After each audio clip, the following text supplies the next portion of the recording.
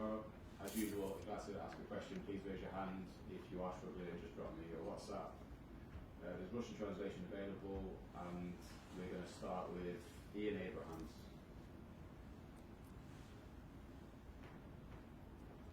Hi Ruben, how are you? Hi, I'm good, thank you.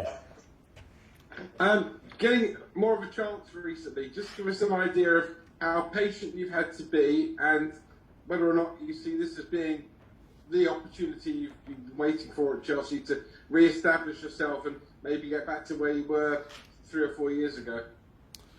Yeah, obviously I've had to be patient. There's a lot of good players at Chelsea, as you know, especially in the midfield department. So, a few injuries and you know, I might be put in and I have to be ready, and I feel like I have been ready. I feel good physically, and it's time for us to, you know, step up, you know, as a team and as an individual. When players are injured, and we have to do a job. But I feel like I'm ready to do that. So we're just going to move on to Carver, Sky Sports News, please. Hi there. I just wanted to ask you, we just found out that one of your teammates, Mateo Kovacic, had tested positive for COVID. I just wondered how concerning it is for you as players with the sort of risks that you have to take when it comes to travelling so much when COVID is becoming so prevalent again in the world. Yeah, I guess there is risks, but you know, as a club, we do everything possible to minimise that risk. That's why we test several times a week, and we take the necessary precautions to minimise that risk. So I think as a club and as a team, we feel safe as possible at the minute, and we'll carry on to do so. We're going to move on to Andy. Andy Dillon, please. Hi Ruben. Hi. Hiya. I'd just like to ask if I can. Thomas has been quite sort of blunt about the team performances in the last week or so, and talking about details and mistakes and things like that. And how, I wonder if you could tell us as a professional, how does that creep into your game? How do you go from being on the crest of a wave as you were a couple of weeks ago when you were smashing Juventus 4-0 to suddenly losing concentration at key moments, please? Yeah, I guess that's football. Football changes very quickly sometimes, but I can say that it's not like we've been playing terribly at all.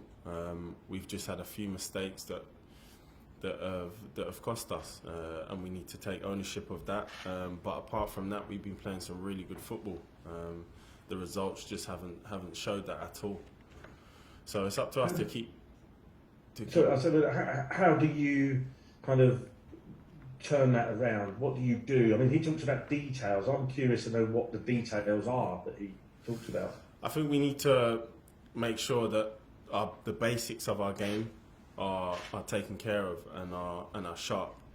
If we keep the basics, you know, at a high level, and the mistakes, you know, low, then that will give us a good platform to win games. Okay, we're going to do 3 more before we end. We've got Adam, Tom, and Jacob. So we'll start with Adam Newson, please.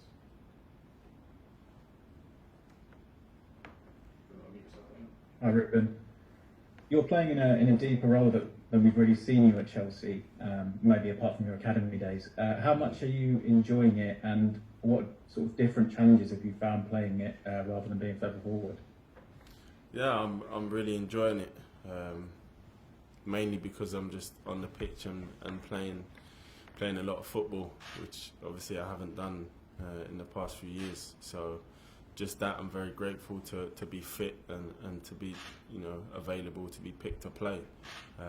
Wherever I play, I'm comfortable. Like you said, I've played deep, you know, in my younger years, and more forward as got established in playing in the Premier League. But I'm enjoying it a lot, and it comes with different duties and different things required of you in that role, which I'm very enjoying a lot. So yeah, I'm ready to play. I'm ready to play wherever the boss needs me to. Cheers, Adam. We move on to Tom. Hi, Ruben. Hi.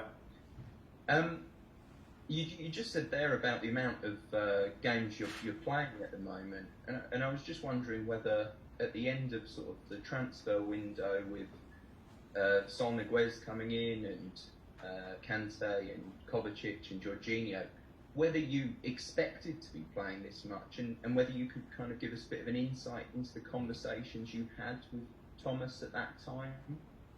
No, so I came back pre-season and I felt really good. I felt physically fit, the most physical I've been, and that gave me a good platform to do well. Play well, train well in pre-season. I knew it was going to be very difficult with the amount of players they have in midfield and how good the players are. But I always wanted to give it a go and see how things panned out. And it turns out I'm playing a lot, and that's through injuries and doing well when I play. So you can never know how football turns out. It changes a lot. You just have to be ready for it. Cheers, Tom. We're going to end this press conference with Jacob Sandberg, please. Hi, Ruben. Sorry, my camera's not working. When you came back from the from your loan at Fulham, obviously you had got relegated with them last season. What were the conversations with Thomas like when you came back? Was he pretty blunt about what happened at Fulham last season? No, I think he was very understanding of how difficult it was. Coming back from that injury and going on to Fulham. I think we kind of put it behind us and focused on what was happening at that moment, and I felt good coming back pre-season. And I think for me it was just focusing on pre-season and training well and playing well, and that's all I could do. I can't dwell on the past, and Fulham was a difficult spell for me, so I had to put that behind me. Okay, thank you everyone. Leave it there. Oh, good. Well done, Ruben. Ben's asked if you've got 10 seconds.